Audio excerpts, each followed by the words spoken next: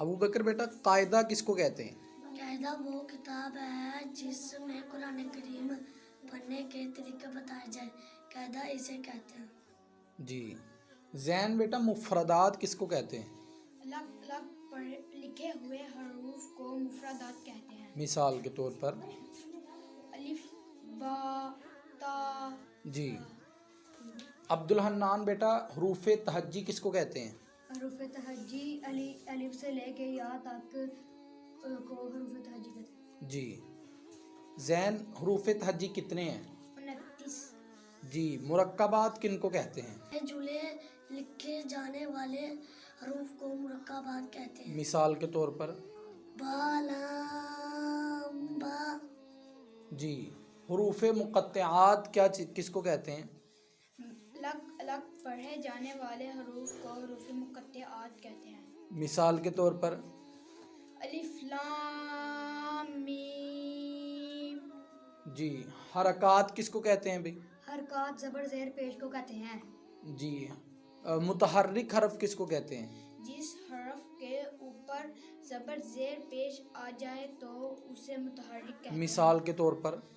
बा ज़बर बा, बा ज़ेर बी, बा पेश बू, बा बी बू। जी।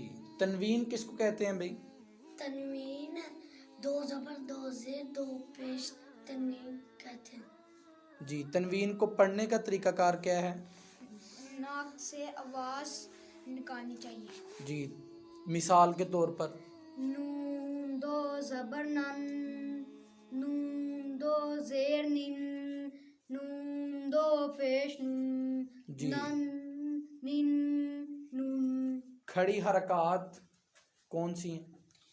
खड़ा ज़बर खड़ी ज़ेर उल्टा पेश। जी। खड़ी हरकात को पढ़ने का तरीका क्या है? बा खरा ज़बर बा, बा खड़ी ज़ेर बी, बा उल्टा पेश बू, बा बी बू। सुकून किसको कहते हैं? दाल की शक्ल को जज़म कहते हैं। जी। जज़म का दूसरा नाम क्या है? सुकून। जी। इसके पढ़ने का तरीकाकार क्या है? दो हर्फों को मिलाकर पढ़ना। जी। कैसे? हमजा हमजा ज़बर अ, हमजा हमजा ज़ेर इ, हमजा हमजा पेश उ, अ इ उ अ। शाबाश।